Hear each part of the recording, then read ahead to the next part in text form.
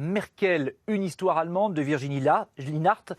Comment la fille d'un pasteur d'Allemagne de l'Est est-elle devenue la dirigeante allemande sur le point de battre un record de longévité au pouvoir? Nous nous retrouvons juste après avec mes invités Marion Van Rettergem, qui lui a consacré un livre, et Michel Meyer, journaliste, ancien correspondant. Angela Merkel règne sur l'Allemagne depuis 12 ans déjà. Réélue 3 fois, la chancelière est donnée gagnante du 4e mandat qu'elle a décidé de briguer.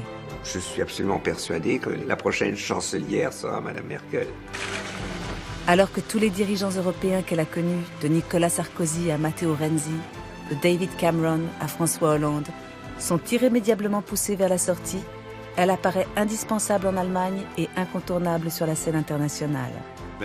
À l'étranger, quand on parle d'Angela Merkel, on a l'impression qu'elle tient les rênes du monde. Honnie par les pays du sud de l'Europe, qui la traitaient hier de mère la rigueur, elle est aujourd'hui la maman du million de réfugiés à qui elle a ouvert les portes de l'Allemagne. Ça montre la grande liberté de cette femme. Et je pense qu'un grand chef d'État, c'est quelqu'un qui a du courage et beaucoup de liberté. Brusquement, les Allemands ont pensé, cette Merkel-là, on la connaît pas du tout. On était plusieurs journalistes à se demander ce qui se passait dans sa tête. Fille d'un pasteur protestant, elle est d'un bois dont les autres politiciens ignorent l'existence. C'est une femme qui est toujours très marquée par son enfance ici en Allemagne de l'Est. Ce qui définit et ce qui fait la singularité d'Angela Merkel, c'est le fait qu'elle a connu la dictature. La femme la plus puissante du monde est restée la jeune fille qui a grandi sous le communisme en Allemagne de l'Est. Je dois vous le dire en tant que femme, sa manière de s'habiller n'est pas celle d'une femme de l'Ouest. Angela Merkel a beau être modeste, elle est aussi très mordante. Que reste-t-il quand Angela Merkel tombe dans un bassin rempli de requins? Il ne reste qu'elle. Portrait d'une dirigeante énigmatique dont le destin intrigue et fascine jusqu'à la sidération parfois. La trajectoire d'Angela Merkel, aucun scénariste n'aurait osé l'inventer.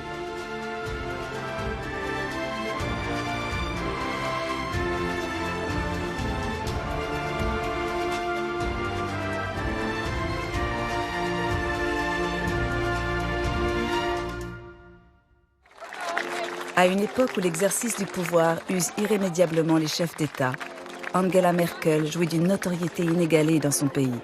Ce simple fait constitue déjà en soi un exploit. Il faut imaginer que cette femme a dans les 50 ou 60% de popularité, après 12 ans au pouvoir, un taux de satisfaction que n'avait même pas François Hollande 3 mois après son élection.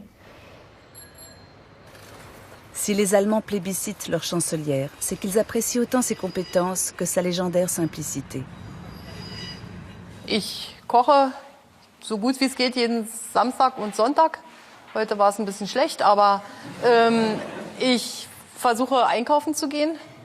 Ich versuche so viel wie möglich auch selbst zu machen, also mich in die Dinge wieder reinzuversetzen. Ich muss zu Hause auch meine Wäsche zusammenlegen und die Waschmaschine füllen und mich mit solchen Sachen befassen. Depuis 30 ans, Angela Merkel habite au centre-ville de Berlin, dans l'île au musée, derrière cette façade d'immeuble banal.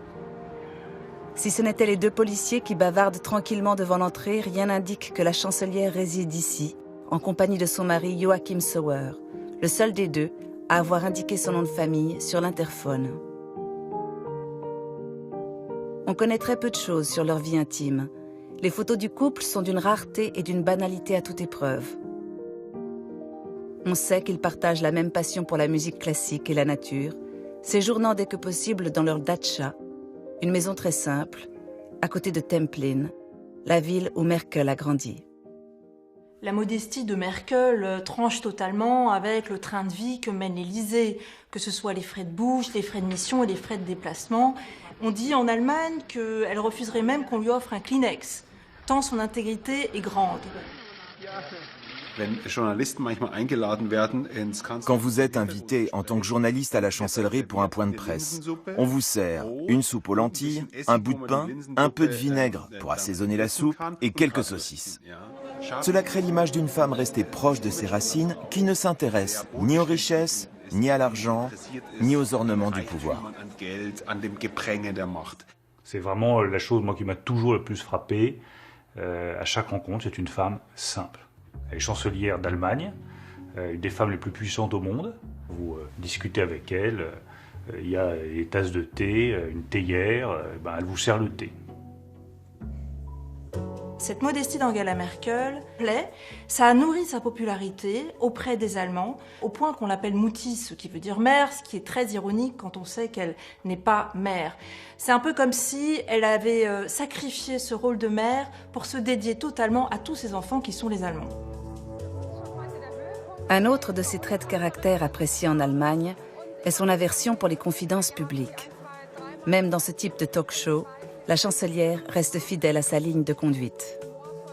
Das nächste Paar, zwischen dem Sie wählen können, lautet reden oder schweigen. Schweigen. Schweigen.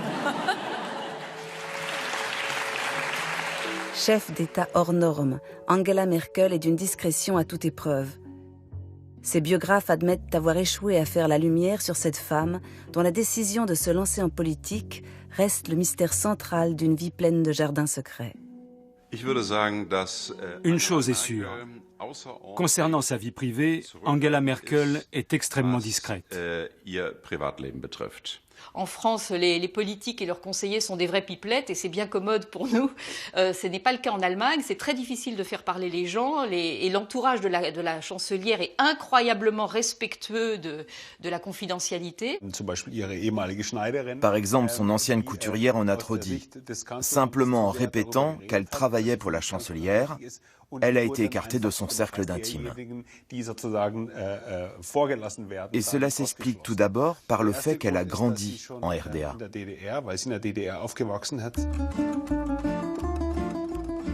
Née en 1954, Angela Merkel a passé les 35 premières années de sa vie dans un monde désormais disparu. En Allemagne de l'Est, qui s'appelle alors RDA, un pays satellite de l'Union soviétique où règne une dictature communiste terrifiante. Cette atmosphère a forcément dû influencer sa personnalité. Elle y a appris très jeune qu'on ne dit pas n'importe quoi en public. Si on papotait imprudemment, on pouvait s'attirer de gros ennuis. Elle a au fond des tripes, au fond de son âme, marqué dans son corps, ces stigmates de la dictature, c'est-à-dire la peur, la compromission, le fait de devoir faire attention à ce qu'on dit, à ce qu'on pense, etc. En RDA, si l'on veut être intégré à la société, il n'y a aucune autre alternative que celle de participer aux organisations communistes qui encadrent et surveillent les citoyens de tout âge. Angela l'a compris très jeune. Déjà à l'école, elle était quelqu'un d'engagé dans le collectif et appréciait la vie en communauté. C'est pour cela qu'elle a rejoint les Jeunes Pionniers de son plein gré, qui était l'organisation des enfants communistes en RDA. Elle a fait exactement la même chose à l'université. Elle a adhéré au FDJ, cette organisation de jeunesse du régime communiste.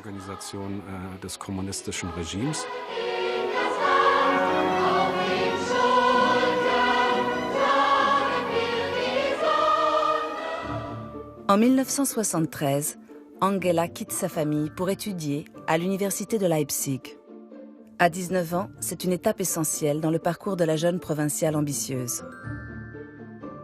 Elle a choisi d'étudier la physique. Pourquoi? Parce que, dira-t-elle plus tard, même à l'Est, les tables de mathématiques et les lois naturelles continuaient d'être valables. Même pour Honecker, le redouté chef d'État de la RDA, 2 x 2 continuait de faire 4. La science, comme bouée de sauvetage dans un monde totalitaire. Alors que ses études touchent à leur fin, Angela rencontre en 1977, sur les bancs de l'université, celui qui deviendra son premier mari, Ulrich Merkel, que personne ne penserait plus à citer s'il ne lui avait laissé son patronyme. Leur union durera peu d'années, mais Angela restera Madame Merkel, ce qui n'est pas sans susciter quelques confusions. Ça crée toutes sortes de malentendus, puisque son actuel mari, qui s'appelle Joachim Zauber, fait partie des premières dames, et Nicolas Sarkozy avait fait cette gaffe mémorable en l'appelant Monsieur Merkel, et il n'avait rien dit, elle n'avait rien dit non plus par politesse, mais c'était vraiment à côté de la plaque. Au cours de ces années 70, le régime totalitaire de la RDA est à l'apogée de sa puissance. Si Angela ne s'est jamais ouvertement révoltée contre le système communiste, elle a su en déjouer les nombreux pièges. À l'université, elle est secrétaire des jeunesses communistes, ce qui lui permet d'accéder aux pièces de théâtre, aux concerts et aux voyages organisés par le régime. Mais quand les autorités de son pays veulent qu'elle s'engage davantage, elle fait un pas de côté, comme elle le racontera une fois élue chancelière. Ich bin dann in einen Raum geführt worden, wo das angeblich stattfinden sollte, aber stattdessen saß dort jemand vom Ministerium für Staatssicherheit. Und ich habe dann sehr schnell gesagt, dass das für mich nichts ist, weil wir auch zu Hause immer so darüber gesprochen hatten, wenn mal sowas passiert, dass man einfach sagt, ich kann den Mund nicht halten, ich erzähle sowas immer meinen Freunden und damit war die Sache durchbrochen, weil das Schweigen war im Grunde die Grundvoraussetzung dafür, dass man geeignet war. Angela Merkel a donc agi comme beaucoup d'autres jeunes gens qui n'étaient pas particulièrement proches du régime communiste, mais qui ne voulaient pas que cette distance ait de graves conséquences sur leur vie sociale. En refusant d'espionner pour le compte de la Stasi, le puissant réseau policier de la RDA, Angela préserve toutes les chances d'un avenir dont elle n'a pas encore la moindre idée. Dans le rapport de la Stasi la concernant, on lit « Sa position envers notre État est critique. Elle assimile le rôle directeur de l'Union soviétique à une dictature, tout en restant fascinée par la langue et la culture russe. » Cette passion pour la langue russe, personne n'est mieux à même d'en parler qu'Erika Ben, qui fut l'enseignante de l'adolescente âgée de 14 ans. Un jour, une collègue très bonne professeure de russe me dit « J'ai une fille dans ma classe, elle parle déjà assez bien le russe. Elle s'applique beaucoup, c'est une bosseuse. » Je recherchais toujours des participants pour les tournois de russe. Angela a participé au concours de l'école, puis de l'arrondissement, puis du district, jusqu'à l'échelon national. Et elle a tout gagné.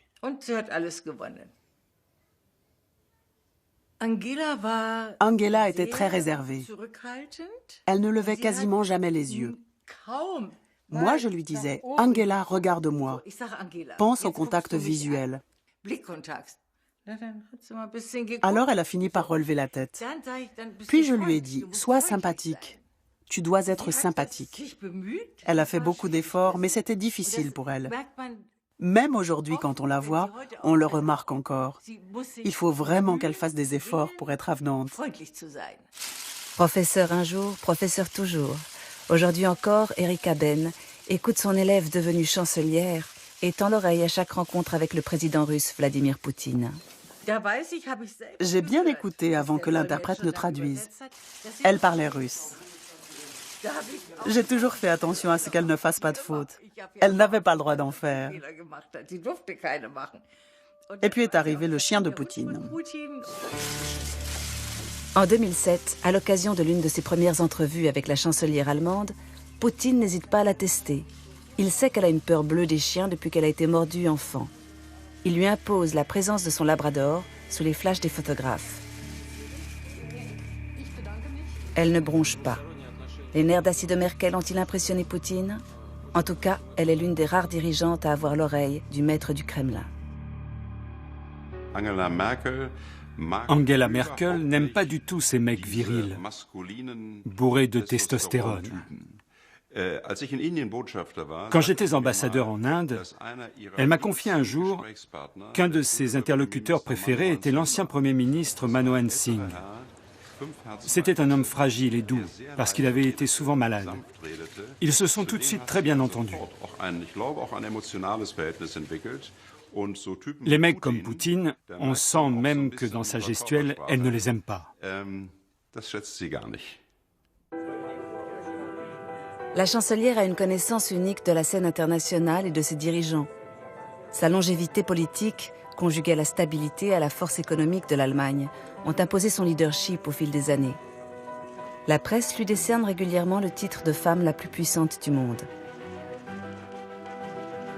C'est donc à elle qu'Emmanuel Macron, le président de la République française tout juste élu, a consacré sa première visite officielle. C'est à elle aussi que Barack Obama a rendu hommage lors de sa tournée d'adieu après l'élection de Donald Trump. Tout un symbole. Je me souviens, ils étaient tous les deux à la chancellerie. C'était un moment assez beau et assez émouvant parce qu'on voyait qu'il était extrêmement chaleureux avec elle. C'était comme une sorte de passage de flambeau. Les États-Unis ne sont plus ce qu'ils sont. Maintenant, c'est à toi de porter cette petite lumière qui reste de nos valeurs occidentales. Et c'était assez étonnant de voir cette femme qui a toujours ses épaules un peu rentrées en elle, dont on ne sait pas forcément ce qu'elle pense, dont on voyait presque physiquement, en quelque sorte, le poids des responsabilités qui pesaient sur elle. Mais ça dit aussi quelque chose de son propre rapport au pouvoir. Le leadership d'Angela Merkel n'a pas toujours été aussi incontesté. Il a même été violemment critiqué lorsqu'elle a imposé à la Grèce la politique d'austérité qui va plonger tout un peuple dans la misère à partir de 2008. 4 ans plus tard, ils sont nombreux à brandir dans les rues d'Athènes les portraits de Merkel et d'Hitler sur fond de croix gammées et de drapeaux nazis. Un amalgame terrible que la chancelière refusera de commenter. À ses yeux, une seule chose compte. Le pays doit maintenir ses restrictions budgétaires, même si une partie de la population grecque ne mange plus à sa faim.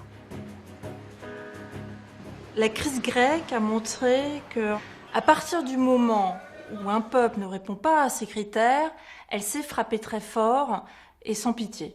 Angela Merkel, c'était la Madame Non de l'Europe, c'était la Dame de Fer, c'était une sorte de Thatcher moderne. C'est vrai que la Grèce était un fail state, un État en faillite, c'est vrai. Mais en même temps, quand tu veux remonter un État, on ne peut pas mettre une population au piquet. Il faut lui redonner de l'espoir. Et donc cette dureté, c'était la pédagogie noire, j'appelle. C'est la pédagogie, on tape sur les doigts pour que les gens changent. Et ça, c'est une erreur avec des conséquences catastrophiques parce que c'était l'image de l'Allemagne qui dirige et domine l'Europe dans cette crise. Alors que les Grecs, comme les Espagnols, les Italiens et les Portugais, dénoncent la cruauté des diktats budgétaires qui leur sont imposés au nom de l'Europe, Merkel incarne une mère la rigueur sans pitié. Qu'importent les difficultés économiques quand on a la liberté. Pour elle, ces peuples ont la chance d'être libres. Ils vivent en démocratie. La chancelière n'a jamais oublié qu'elle a passé la moitié de sa vie enfermée à l'est de l'Europe. Il lui arrive souvent de le rappeler. Ich bin im unfreien Teil Deutschlands, der DDR, aufgewachsen. Viele Jahre habe ich, wie viele andere, von der Freiheit geträumt. C'est ce qui fait qu'elle n'a pas la même manière de réagir, la même vision du monde et surtout, elle a ancré dans ses gènes quelque chose de fondamental qui est que la liberté est un luxe qui peut se perdre, un luxe qui n'est pas acquis pour toujours et qui n'a pas de prix. Elle a vu ce que c'était que de vivre dans un pays avec des frontières qui équivalent au mur d'une prison, puisqu'on ne pouvait pas sortir d'RDA. Au début des années 80, la population de la RDA vit dans un immobilisme mortifère. Angela a quitté Leipzig pour Berlin-Est et vient d'entrer comme chercheuse à l'Académie des sciences. Elle a 25 ans. Pour obtenir le titre scientifique de docteur, elle doit sacrifier à une dernière exigence du régime totalitaire, la rédaction d'un mémoire sur le thème « Qu'est-ce qu'un mode de vie socialiste ?» Elle n'obtient que la mention passable. Collègue et ami d'Angela Merkel à l'Académie des sciences, le dramaturge Michael Schindelm témoigne de ces années où les heures passaient plus lentement que partout ailleurs. La Angela Merkel que j'ai connue à cette époque était quelqu'un de très réaliste, qui ne se faisait d'illusions ni sur l'état de la RDA, ni sur les possibilités de notre travail scientifique. Par exemple, le centre de calcul, comme on l'appelait, avait un ordinateur qui était tout sauf performant. Pour ceux qui n'étaient pas membres du Parti communiste, les relations avec des collègues d'autres pays étaient quasiment impossibles, du moins extrêmement difficiles. Bref, cela n'avait rien d'un institut scientifique où des chercheurs de pointe poursuivent leurs recherches.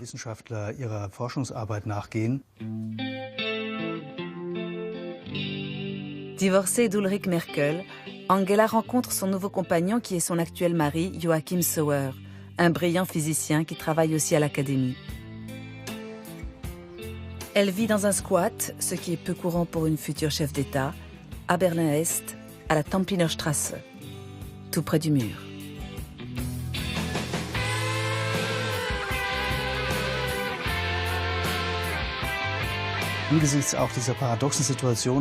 C'est une situation paradoxale de vivre dans une ville coupée en deux. Il faut s'imaginer que le matin, comme Angela Merkel, pour me rendre à l'Académie des sciences, je prenais le métro aérien direction le sud. Le métro longeait à plusieurs endroits le mur de Berlin et nous permettait de regarder au-delà, un monde que jamais on ne visiterait, qui semblait être comme un au-delà inatteignable.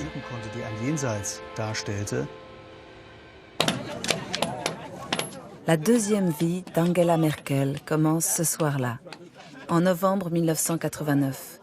Le mur qui sépare l'ouest et l'est de l'Allemagne tombe enfin. Pourtant, et c'est toute elle, la jeune femme de 35 ans ne se joint pas à la liesse des habitants de l'Est qui déferlent en raz-de-marée sur Berlin-Ouest. La nuit de la chute du mur, on sait qu'elle a appelé brièvement sa mère. Et après, elle s'est rendue au Sonac comme tous les jeudis soirs. Finalement, elle s'est quand même aventurée à l'ouest avec sa famille. Mais évidemment, sans faire la fête jusqu'au petit matin. Car il fallait être à l'académie le lendemain pour travailler. Quelques mois plus tard, au début de l'année 1990, Angela s'implique dans les changements que l'écroulement du bloc communiste entraîne. Elle rejoint le Demokratische Aufbruch, un parti centriste qui vient de se fonder à l'Est après la chute du régime. C'est son premier acte politique et la chance d'une autre vie. Elle entend ne pas passer à côté. Le programme du jeune parti sonne comme une anticipation du pragmatisme actuel de la chancelière. Nous ne sommes ni de gauche ni de droite, nous allons de l'avant. L'avocat Lothar de Maizière, premier dirigeant démocratique de l'Allemagne de l'Est, la repère rapidement. Quand je l'ai connue, elle s'habillait tout à fait comme une jeune scientifique en RDA. Une jupe cousue main, des sandales très simples, des chemisiers un peu bizarres. Bref, pas le grand chic. J'ai donc pris à part la chef de mon bureau, car moi-même, je n'osais pas. Et je lui ai dit, « Écoute, Sylvia, discute un peu avec la docteure Merkel. Quand nous partirons dans le grand monde, il faudra peut-être qu'elle ait quelque chose de bien à se mettre. » Les apparences extérieures n'avaient aucune importance pour elle. Convaincu des qualités de sa jeune recrue, Lothar de Maizière nomme Angela porte-parole des relations avec la presse dans son gouvernement. J'ai tout de suite remarqué qu'elle savait très bien modérer les oppositions entre les différents partis politiques. J'ai également remarqué qu'elle avait la capacité de faire une synthèse très courte dans des contextes très compliqués. Déjà à cette époque, j'étais convaincu qu'intellectuellement, elle était apte à remplir les plus hautes fonctions. En revanche, je ne la sentais pas capable de cette force de s'imposer dont elle a fait preuve plus tard. Dès lors, Angela Merkel s'inscrit dans la marche de l'histoire. Lothar de Maizière l'embarque dans l'avion qui emmène à Moscou la délégation chargée de régler la situation de l'Allemagne réunifiée. Petite main, elle assiste à la signature du traité historique qui met fin à la guerre froide et à la division de l'Europe. Elle était donc présente lors des entretiens avec Gorbatchev. Elle prenait des notes de ce qui se disait pour en rédiger un compte-rendu. Pour la jeune femme grandie à l'Est, le moment a dû être inoubliable. De retour en Allemagne, Angela Merkel se lance vraiment dans la politique. Sous l'étiquette CDU, qui désigne la droite allemande, elle tente sa chance comme députée dans une région en totale déshérence, au bord de la mer Baltique. On l'envoie à Stralsund, il y a des pêcheurs, elle vient leur dire voilà, je suis candidate, est-ce que je peux vous parler? Et puis elle dit bah viens boire un schnapps. Et ils l'accueillent dans leur cabane et elle est là assise timidement avec son verre de schnapps. Elle est pataude, maladroite et ça c'était le moment qui a scellé ses débuts en politique. Qui peut alors imaginer que cette jeune femme timide dirigera l'Allemagne 15 ans plus tard? Certainement pas le chancelier Helmut Kohl, qui vient de la repérer grâce à l'entremise de Lothar de Maizière. J'ai discuté avec Kohl. Il voulait nommer une femme de l'Est pour un ministère de moindre importance. Je lui ai dit, je vous conseillerais de prendre la docteure Merkel. Vous allez voir, elle est futée. Par la suite, il m'a donné raison. Le chancelier la prend sous son aile et lui attribue en 1991 un premier ministère, celui des droits de la femme et de la jeunesse. Merkel a tout pour intéresser Kohl, l'artisan de la réunification des deux Allemagnes. Élevée côté Est, c'est une femme dans un milieu qui n'en compte quasiment pas. Elle est protestante, comme la majorité des Allemands de l'ex-RDA, alors que les catholiques résident plutôt en RFA.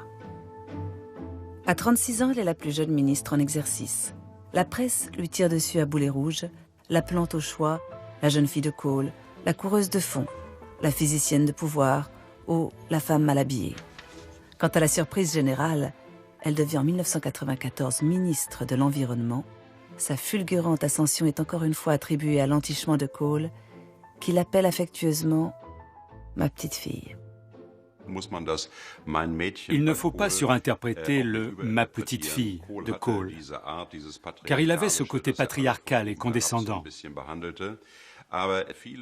Mais beaucoup d'observateurs et de journalistes ont fait remarquer à juste titre qu'une des forces politiques d'Angela Merkel venait du fait qu'elle a constamment été sous-estimée. On ne se rendait pas compte que sa discrétion, ou son caractère effacé, cachait un esprit extrêmement vigilant et, on peut le dire, une volonté de puissance extrêmement marquée.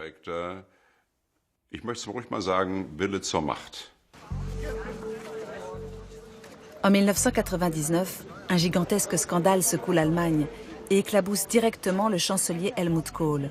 Des pots de vin ont été versés à la CDU au gré des privatisations en ex-RDA. Au nom de la parole donnée, Kohl refuse de révéler l'identité de ceux qui se sont enrichis.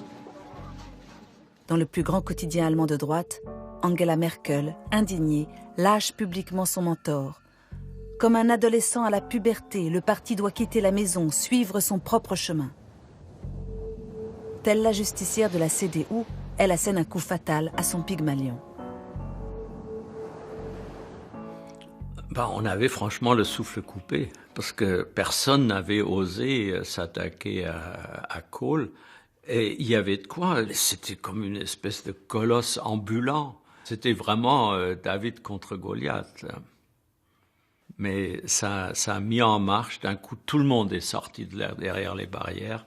Il suffisait qu'il y en avait un qui jetait la première pierre et après ça a été le déferlement. Il n'y a plus personne à la tête de la droite allemande, la voie est libre.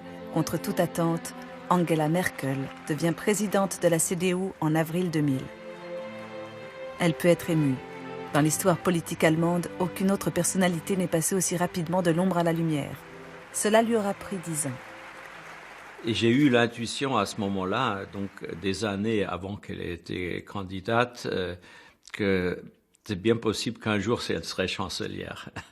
Quand je lui ai dit, elle n'était pas contente du tout. C'est comme si je I'd call her bluff. Comme au poker, vaut mieux se protéger. Le cinéaste a vu juste. Aux élections fédérales de 2005, c'est tout naturellement Angela Merkel pour la CDU qui se présente face au chancelier sortant, le social-démocrate Gerhard Schröder. Le soir de l'élection, celui qui sera dans quelques heures l'ex-chancelier a cette phrase d'une misogynie sidérante au cours d'un débat en direct à la télévision. Also ich sage Ihnen, glauben Sie im Ernst, dass meine Partei auf ein Gesprächsangebot von Frau Merkel bei dieser Sachlage einginge, indem sie sagt, sie möchte Bundeskanzlerin werden? Ich meine, wir müssen die Kirche doch auch mal im Dorf lassen. La nuit de l'élection, quand Schröder ne voulait pas concéder la victoire et qu'elle était tellement abasourdie, quel culot! Elle avait la majorité des voix et lui il dit non mais c'est moi qui suis chancelier.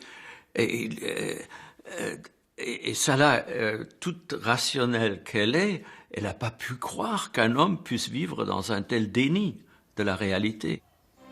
Les scores comme les faits sont têtus. C'est bien Angela Merkel qui est élue première chancelière de l'Allemagne ce 22 novembre 2005.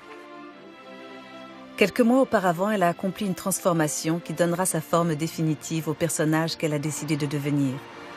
Au cours de l'été 2005, elle confie sa tête au meilleur coiffeur de Berlin. Franges éclaircies, volume au-dessus des oreilles, traits d'eyeliner sur les paupières. L'Allemande de l'Est, malatifée, a trouvé son look. Il ne connaîtra plus d'autre variation que la couleur de ses vestes à la coupe immuable. Elle l'assume avec humour. Ich habe heute früh vor meinem Kleiderschrank gestanden und irgendwie gedacht, rot geht nicht, knallgrün geht nicht, blau war gestern, was machst du? Die Kette ist die gleiche wie gestern, damit es keine weiteren Diskussionen gibt. Le matin, elle arrive à la chancellerie. Il y a cet appartement de service pour les chanceliers dans lequel elle n'habite pas. Dans l'ancienne chambre à coucher de Gerhard Schröder, elle a fait installer son cabinet de maquillage. Et c'est là qu'elle se fait faire une beauté pour la journée. Si vous voulez, c'est un comportement un peu masculin. Comme les hommes, les managers, les politiciens, qui enfilent leur costume le matin, mettent une cravate et n'ont plus à se préoccuper de la question des vêtements, Merkel a aussi adopté un look qui ne varie que sur des nuances et qui lui permet de passer sa journée sans y penser. Désormais libérée de ses préoccupations futiles qui lui importent si peu, la chancelière impose un style de gouvernement radicalement nouveau. Elle s'appuie sur un réseau de femmes qui constitue son premier cercle. Ursula von der Leyen, ministre de la Défense charismatique, surnommée par les médias la chancelière bis, qui est de surcroît mère de 7 enfants. Annette Schavan, aujourd'hui en poste au Vatican, qui permet à la chancelière protestante d'accéder au flanc catholique de la CDU. Et surtout, Eva Christiansen, l'indispensable conseillère en communication, et Beate Baumann, sa directrice de cabinet qui ne l'a jamais quittée depuis son entrée en politique. Et c'est drôle parce que ces deux femmes sont un peu le contraire l'une de l'autre. C'est comme on dirait le good cop, le bad cop. Eva Christiansen est absolument charmante, une jolie blonde, souriante, chaleureuse, plutôt bavarde et avenante, alors que Beate Baumann est une garçonne un peu revêche, qui ne reçoit jamais les journalistes et qui en fait un principe.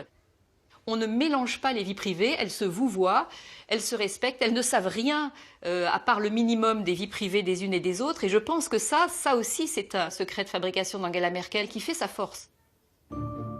Un autre de ses secrets de fabrication est sa façon si particulière de prendre les décisions. Arrivée au pouvoir, la chancelière n'a jamais oublié sa formation scientifique. Elle en a conservé une manière unique d'aborder la politique et de résoudre les problèmes.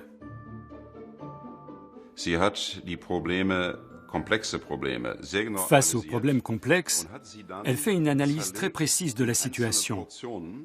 Elle la décompose en petites portions et les traite une par une.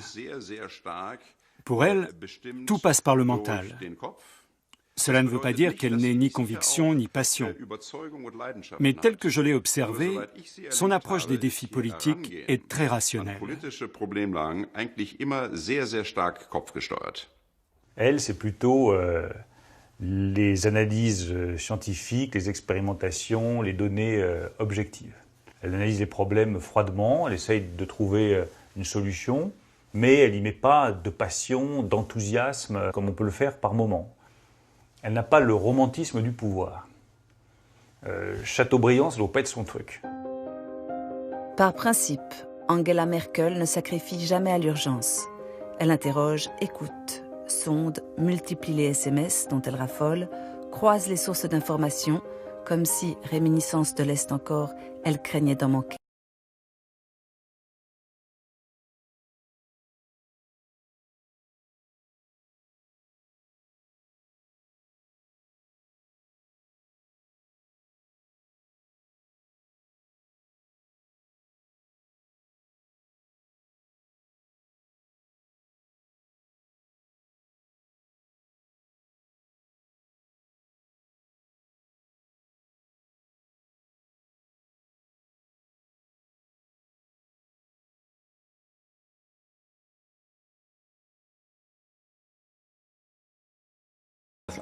Je pense qu'Angela Merkel, dans ses jeunes années, s'est toujours définie par rapport à un père dominateur. C'est pour cela qu'elle a choisi d'appartenir au courant conservateur. En effet, pour comprendre la chancelière, il faut revenir sur les lieux de son enfance. Là où son père, Horst Kastner, un pasteur protestant surnommé le Pasteur Rouge, a choisi de s'installer. En 1954, quelques mois après la naissance d'Angela Merkel, la famille qui vit à Hambourg, en Allemagne de l'Ouest, déménage à l'Est. Il n'était pas extraordinaire que des pasteurs de l'Ouest prennent en charge une paroisse en Allemagne de l'Est. Ils faisaient cela d'abord avec la conviction que les chrétiens de l'Est et de l'Ouest ne faisaient qu'un, qu'on se devait d'épauler les frères dans la foi à l'Est, justement parce qu'ils vivaient dans une situation difficile. Et puis, certains voyaient, comme le père d'Angela Merkel, une perspective d'avenir pour l'Allemagne dans le projet socialiste.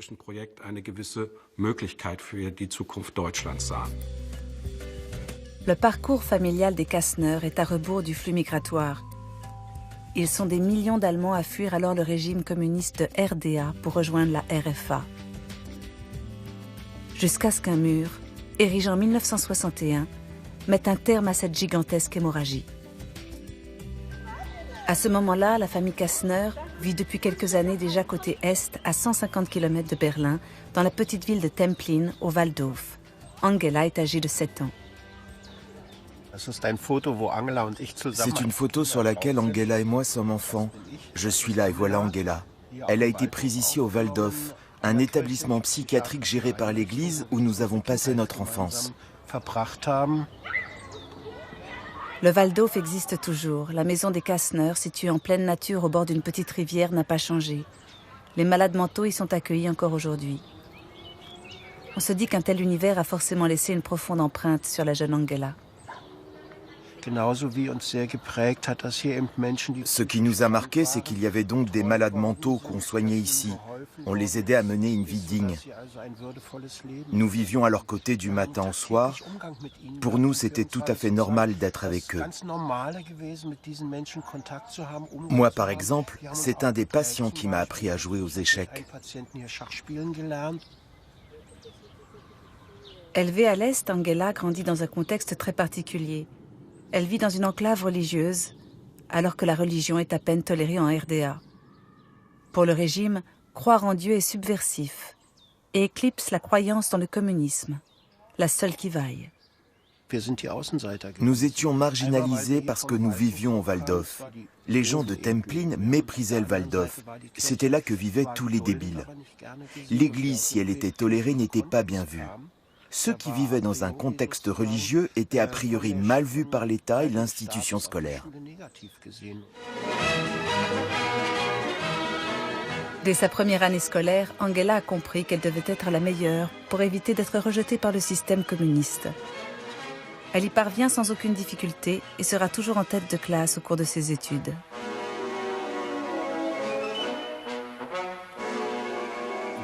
Lothar de Maizière, le premier ministre librement élu en RDA, lui aussi issu d'une famille protestante, l'a formulé ainsi.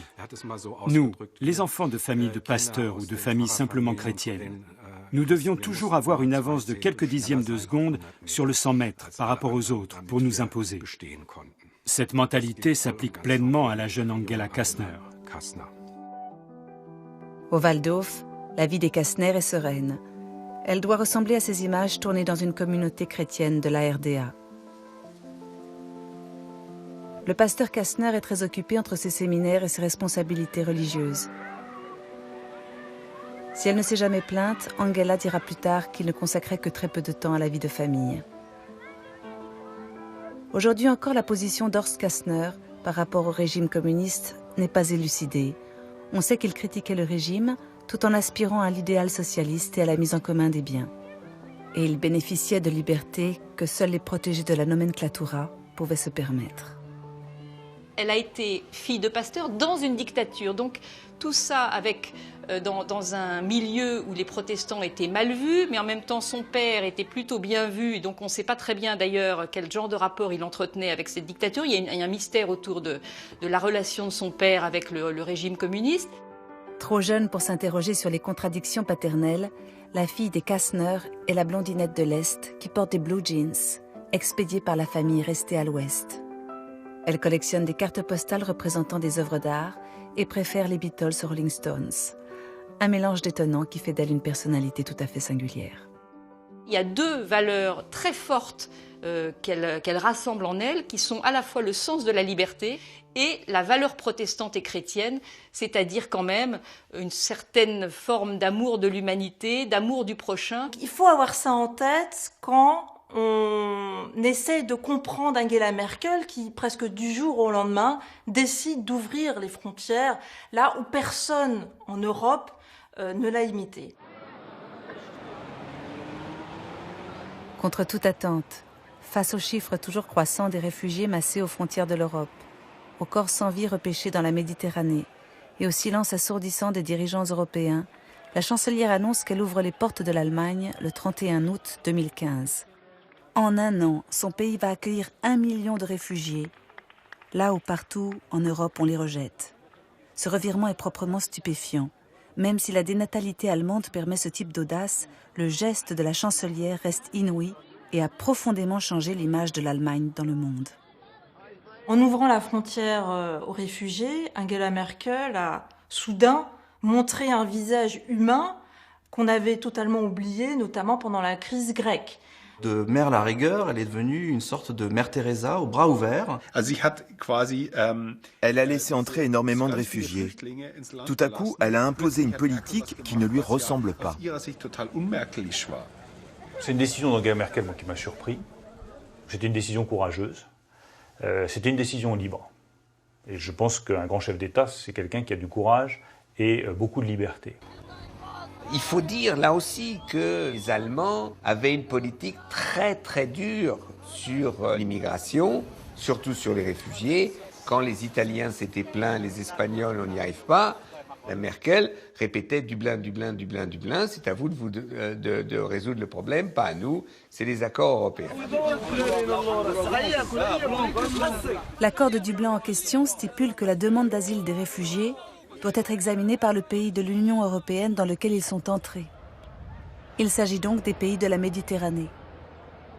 Et l'Allemagne n'est pas concernée. Cette règle s'inscrit dans le contexte d'une politique d'immigration allemande très sévère. La chancelière l'a encore répété en direct sur un plateau télévisé à une jeune Palestinienne qui témoignait de la difficulté de vivre sans papier. Ich weiß nicht, wie meine Zukunft aussieht, solange ich nicht wirklich weiß, dass ich hier bleiben kann. Ja, ist klar. Bist ja ein unheimlich sympathischer Mensch, aber du weißt auch, in den Libanon gibt es noch Tausende und Tausende. Und wenn wir jetzt sagen, ihr könnt alle kommen, das können wir auch nicht schaffen. Und da sind... Vous vous souvenez de cette scène avec la jeune Palestinienne à qui elle explique que, en gros, l'Allemagne ne peut pas accueillir toute la misère du monde. Et ça lui a été beaucoup reproché, justement. Là, elle était encore dans cette image de chancelière au cœur de pierre. Et elle comprend que là, il y a une rupture avec son opinion publique qui se crée, parce que c'est quelqu'un, Merkel, qui est très attentive aux enquêtes d'opinion. On le sait assez peu, mais qui suit de façon très très pointilleuse l'état de l'opinion publique.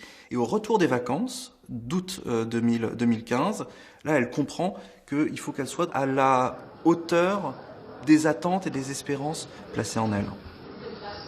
Deutschland ist ein starkes Land und das Motiv, in dem wir an diese Dinge herangehen, muss sein, wir haben so vieles geschafft, wir schaffen das. Face donc à la vague de réfugiés aux frontières donc de la Macédoine et de la Hongrie, elle a décidé en une nuit d'ouvrir les frontières. Et avec cette phrase, on y arrivera, wir schaffen das. On va y arriver. Qui a libéré une partie de la société allemande qui s'est mobilisée. Des amis à moi, du jour au lendemain, ont pris des vacances pour accueillir des réfugiés, pour travailler volontairement dans des camps, pour faire la collecte des vêtements. Donc il y a eu vraiment un mouvement extrêmement positif qui a fait du bien à tout le monde.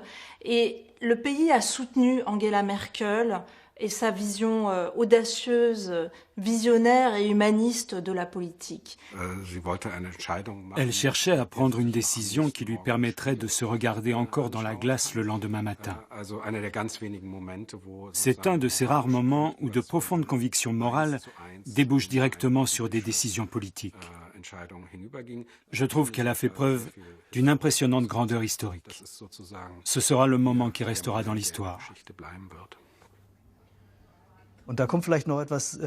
Il y a peut-être un autre aspect propre au protestantisme. On connaît la très fameuse phrase de Martin Luther quand il a dû se présenter devant l'empereur et qu'on a exigé de lui qu'il révoque ses thèses pour sauver sa peau. Me voici donc en ce jour, je ne puis faire autrement.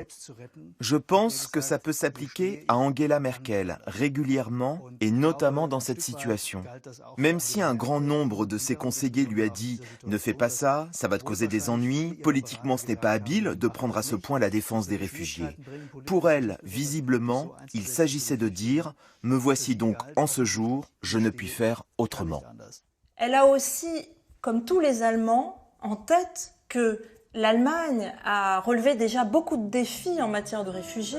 Après la guerre, dans la ruine et le chaos, 12 à 14 millions de réfugiés des territoires orientaux de l'Allemagne ont afflué en Allemagne de l'Ouest.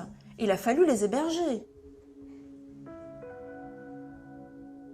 Ensuite, quand le mur est tombé, ce sont encore des millions de personnes qui sont venues de RDA, de Russie et d'Europe de l'Est qu'il a fallu aussi absorber. Et de manière générale, ça s'est bien passé. Donc, pour moi, la crise des réfugiés et la manière dont elle a été accueillie en Allemagne montrent que ce pays, plus que d'autres pays, a une confiance dans ses institutions démocratiques, dans la stabilité de ses dirigeants politiques qui lui permet de relever ce défi d'accueillir 1 million de réfugiés, alors que dans le même temps, en France, on panique pour 20 000 réfugiés.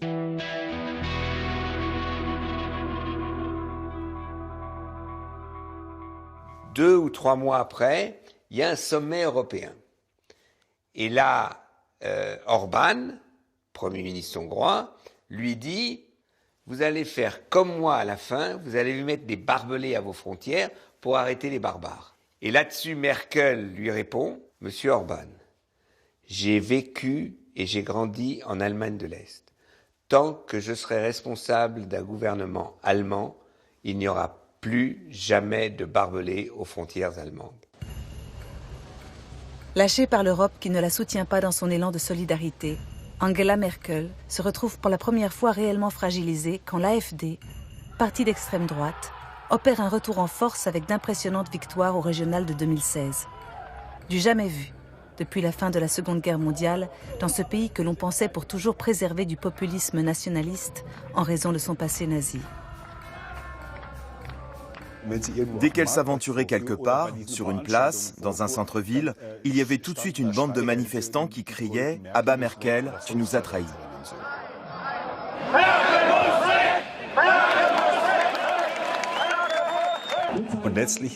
Et finalement, l'AfD s'est constituée comme un parti anti-Merkel.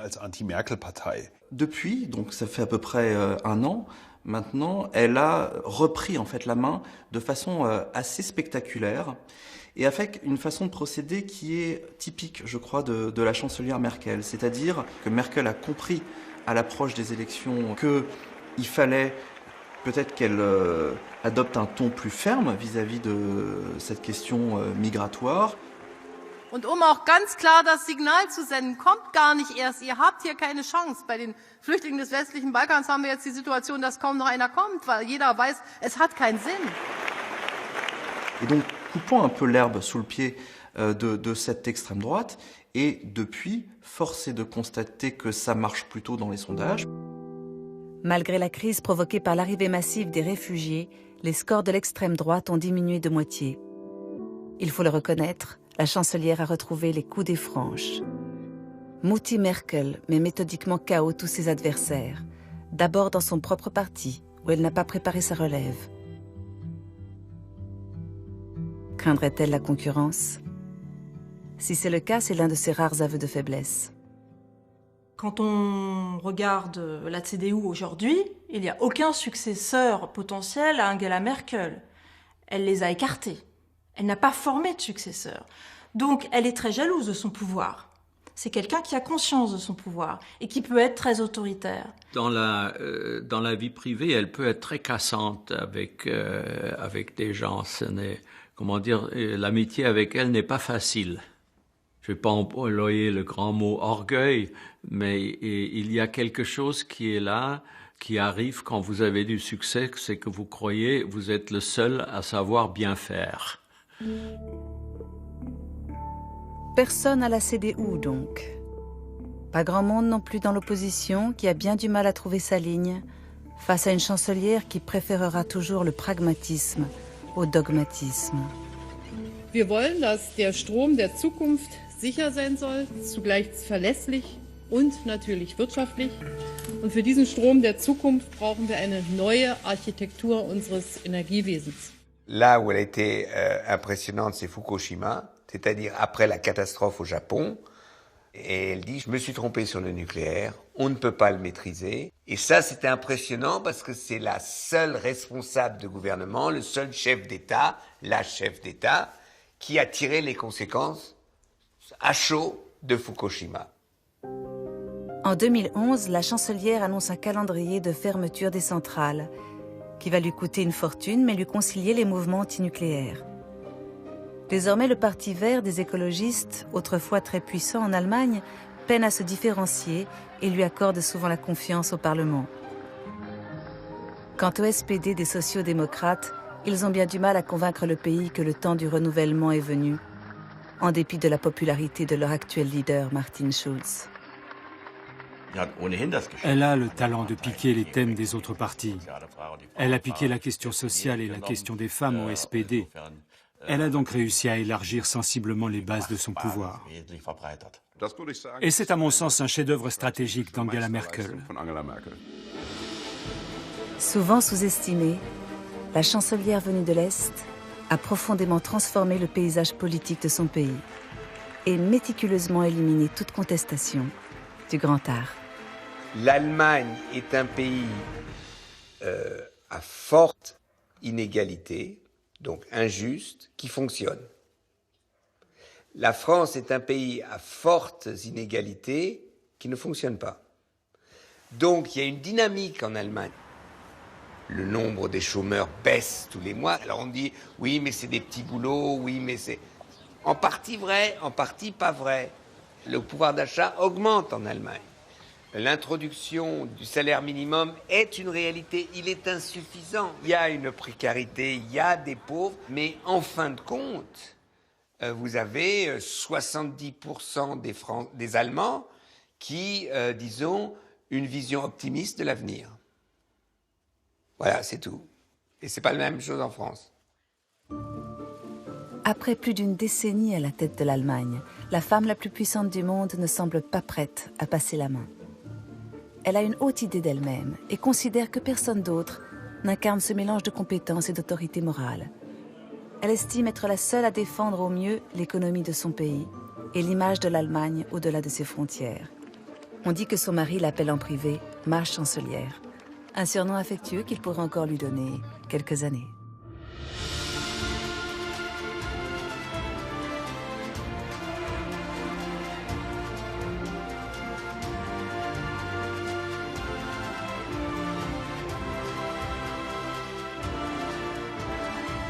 Voilà pour ce documentaire Merkel, une histoire allemande. C'est maintenant l'après-doc avec sur ce plateau Marion Van Rentergem que nous avons aperçu dans le film Grand reporter à Vanity Fair, auteur de Angela Merkel, l'OVNI politique. Et puis Michel Meyer, ancien correspondant en Allemagne pour le service public, qui est en train de rédiger un dictionnaire amoureux de l'Allemagne. Autant dire qu'ils sont les bienvenus sur ce plateau. Bonsoir à vous tous et bonsoir à vous deux. On va parler de l'Allemagne et des enjeux d'Angela Merkel, là, dans les jours qui viennent, l'élection de dimanche, parce que Angela Merkel, elle est bien partie pour avoir un 4e mandat, mais ce qu'on voit quand même, c'est l'extrême droite qui monte et les tabous qui remontent à la surface, non ? Vous avez raison, on se focalise beaucoup sur le débat Schulz-Merkel, alors qu'il se passe aussi des choses à l'intérieur du Parlement, et notamment il va y avoir pour la première fois depuis l'après-guerre la présence de l'extrême droite.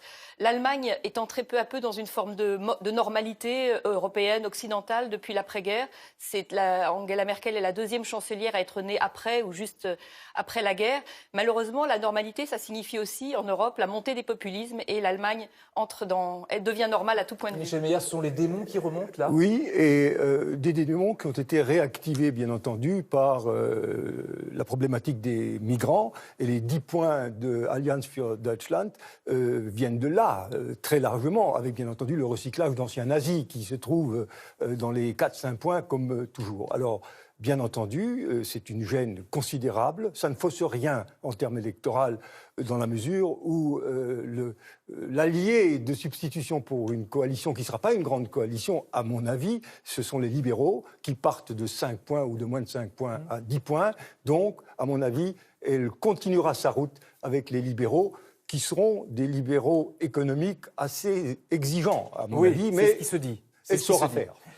Marion Van Intergem, pour votre livre, vous avez rencontré plusieurs fois Angela Merkel, de près ou de loin, vu comme cela, là, comme on l'a vu là, dans le documentaire. Plutôt de loin que de près. Oui, d'ailleurs, justement, parce que ce n'est pas le genre de femme à qui on a envie de taper sur l'épaule, quand même, c'est pas le genre.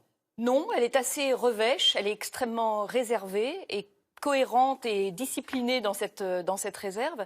Il faut aussi savoir se souvenir d'où elle vient. Elle vient de cette Allemagne de l'Est, d'un régime totalitaire où tout voisin est un délateur en puissance, où on apprend la prudence, on apprend le silence, on apprend à parler doucement et peut-être à toujours savoir qu'on est peut-être sur écoute, qu'un voisin peut se transformer encore une fois en délateur. Donc elle vient de là, et j'étais intéressée de voir que dans le film, sa prof de russe lui dit « mais regarde dans les yeux, ne sois pas toujours si déplaisante, etc. » Mais c'est aussi un apprentissage, Céleste. Décomplexée, non pas seulement sur le plan de l'usage du russe, qu'elle parle parfaitement, et ses dialogues avec Poutine sont extrêmement fructueux, y compris lorsqu'il s'agit à Minsk de trouver des compromis. Mais effectivement, elle est très renfermée, mais sa puissance d'expression, c'est quand même de considérer qu'elle a tout fait et elle sait tout faire. Et elle croit en elle à un degré tout à fait considérable, en partant bien entendu d'un dressage politique au sein des jeunesses communistes, des FDJ d'Allemagne de l'Est, où elle se comportait de façon assez stricte, mais également parce que c'est une scientifique. Elle connaît tout sur le sexe des hydrocarbures. Et ça l'aide. En termes de physique, et elle procède de manière scientifique, c'est-à-dire d'erreur en erreur, pour atteindre la vérité, une vérité qui est toujours relative. Alors, c'est très compliqué de discuter avec quelqu'un qui possède tout ça. Voyez, elle est quand même mystérieuse pour nous qui sommes latins, nous les Français, cette Angela Merkel, parce que bon, elle est austère, voire revêche. Comment alors est-ce que vous expliquez cet attachement, voire même cette fascination des Allemands pour Angela Merkel ? Elle leur ressemble. Elle ne fait pas de vagues. Elle accompagne le mouvement de l'Allemagne. Elle a beaucoup de chance d'être arrivée à un moment où l'Allemagne se portait bien. Je pense que Angela Merkel, en France, par exemple, face à la radicalité française, à l'esprit peu civique, la France, aux contestations parfois de la légitimité du suffrage universel, comme on voit chez quelques radicaux chez nous, elle serait totalement désemparée. Elle est totalement en phase avec cette Allemagne qui est assez paisible, qui, comme disait Danny Cohn-Bendit, se porte globalement bien. Angela Merkel, c'est la culture allemande, c'est l'âme allemande. Sauf qu'il ne faut pas oublier que si l'Allemagne se porte bien, notamment économiquement, c'est grâce à Schröder qui a fait le ménage avant elle, et elle en a profité en arrivant au pouvoir. À propos de ménage, elle aussi, elle a fait le ménage. Parce que vous avez remarqué que c'est quand même une femme de pouvoir. Personne ne lui résiste. Elle va entamer son 4e mandat. Elle a fait tomber Kohl quand même. Alors, est-ce que c'est une opportuniste ou est-ce que c'est une femme de conviction ? C'est une femme qui est forcément opportuniste, car arrivant d'Allemagne de l'Est, dans cette espèce de paysage qu'elle ne connaissait nullement en Allemagne de l'Ouest, elle a su trouver des alliés précieux, qui sont d'ailleurs aujourd'hui autour d'elle, et notamment, je parle d'un monsieur qui s'appelle Altmaier. Alors, on dit toujours chercher la femme, mais il faut chercher l'homme de temps en temps. Et là, Altmaier, c'est depuis l'époque de ce qu'on appelait la Pizza Fraction à Bonn, où dans une pizzeria, il montait toutes les combinations pour atteindre le pouvoir. Et l'ultime moment ayant été cet article où elle a littéralement tué Helmut Kohl. Pourquoi ? Parce que tous les mâles testoronés qui essayaient de faire la même chose, ils hésitaient. Et elle y est allée. Elle était là. Alors ça, c'est la conquête du pouvoir, mais au-delà de ça, est-ce que c'est une femme de conviction ? Parce que Daniel Cohn-Bendit disait tout à l'heure, elle a mis en place le salaire minimum, mais ce n'était pas son idée à l'origine. Pour moi, elle n'a aucune conviction. C'est vraiment, et comme disait Michel, c'est une femme, une des clés d'explication d'Angela Merkel, c'est le fait qu'elle est une mathématicienne. Et elle résout les problèmes au fur et à mesure qu'ils se présentent à elle. Donc, de même qu'elle n'avait absolument pas pensé à la fin de la dictature, ni à faire de la politique. Elle pensait être chercheuse en physique toute sa vie. Il faut que le mur de Berlin tombe pour qu'elle réexamine la situation. Elle voit un nouveau paysage qui se présente. Elle n'a jamais été héroïque, ni résistante, ni rien du tout. Tout d'un coup, elle se dit, tiens, c'est intéressant la politique. Et puis tiens, elle rentre dans un local et il se trouve que ça va la mener de pas en pas, mais de petit pas en petit pas à la CDU. Alors, il y a aussi un autre exemple où on voit qu'elle n'est peut-être pas cette femme de conviction qu'on pourrait imaginer. Récemment, l'Allemagne a voté le mariage pour tous, par exemple, parce qu'il y avait la pression des sociodémocrates qui sont ses concurrents là pour les élections de dimanche. Alors hop, elle leur a coupé l'herbe sous le pied là aussi, en prenant un de leurs arguments, tout en signifiant, elle, qu'elle y était personnellement opposée. Il y a quand même des sujets sur lesquels elle bloque quand même. Non, mais c'est le grand luxe. Affirmer qu'on a des convictions, une éthique qui fait que l'on pense cela, mais qu'on est suffisamment libérale et généreuse pour laisser au peuple le choix. Ou tacticienne. Mais c'est tacticien, mais ce n'est que tactique. C'est merveilleux. Moi, je vois ça autrement. L'histoire du mariage pour tous est pour moi l'incarnation et le symbole même du génie merkelien. C'est-à-dire qu'elle pique une réforme qui est l'emblème du Parti social-démocrate, qui est en coalition au pouvoir avec elle. C'est du génie ou c'est de la malhonnêteté ? C'est une forme de machiavélisme génial. C'est-à-dire qu'elle leur pique leur idée, elle le met au programme, elle le fait voter, mais quand même, pour pas se mettre en porte-à-faux avec son parti, elle dit qu'elle vote contre. Mais au fond, Merkel est vraiment une centriste, plutôt progressiste sociétalement. Et moi, je suis convaincue qu'au fond d'elle-même, elle est plutôt pour le mariage pour tous. Vous dites quand même, c'est le en même temps version allemand ? Elle a un côté macronien dans le en même temps, mais qui c'est institutionnellement tellement différent. Macron a théorisé le en même temps et elle l'est de fait à la tête de sa coalition. Et il y a autre chose qui est beaucoup plus secrètement déterminant pour l'attirance qu'ont les Allemands et la reconnaissance qu'ont les Allemands pour Mme Merkel. Durant ces 12 ans, que s'est-il passé ? Il s'est passé aussi que les Allemands, qui sont un peu les citoyens du pays de Goethe, mais aussi d'Auschwitz, ont découvert qu'il était possible de sortir de cette horreur de la culpabilité éternelle. De cette histoire qu'on leur renvoyait toujours. Oui, pourquoi ? Parce que en 12 ans, il s'est fait que les Allemands qui étaient des nazis et qui avaient 20 ans en 40, maintenant ils vont devenir centenaires dans 3 ans.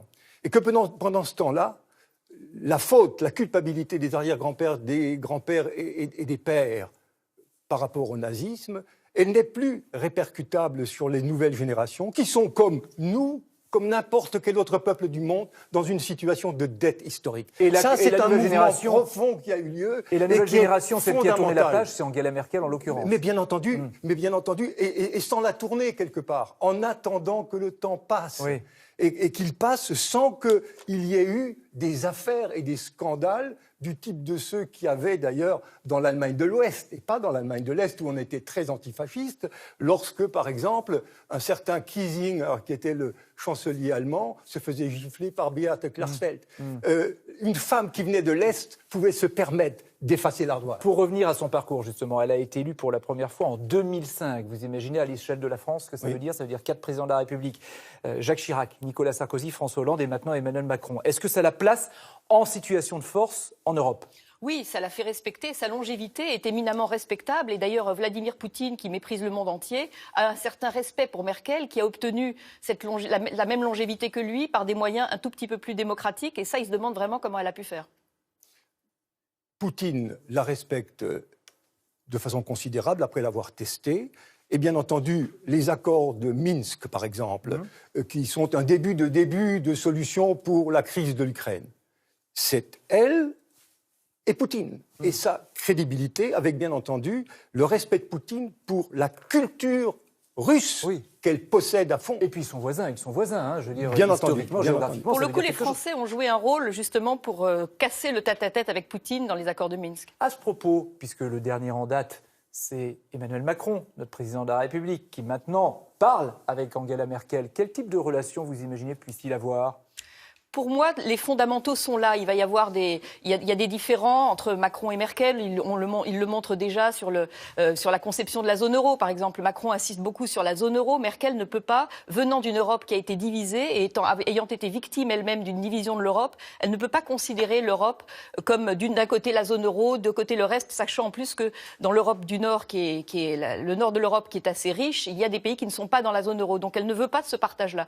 Donc il y a forcément des différends et des différences. Maintenant, les fondamentaux les réunissent et elle a accueilli l'arrivée de Macron avec beaucoup de bonheur et d'espoir. Oui, mais est-ce qu'elle ne le regarde pas ? Regardez, elle ne le voit pas arriver avec un regard gourmand. C'est un accueil de grande sœur voilà. qui est qui est fasciné par l'enfant prodige qu'est M. Macron. Et dans ce contexte-là, elle attend bien entendu les résultats qu'il lui a promis. Pas de mutualisation de la dette, du sérieux par rapport aux générations nouvelles françaises.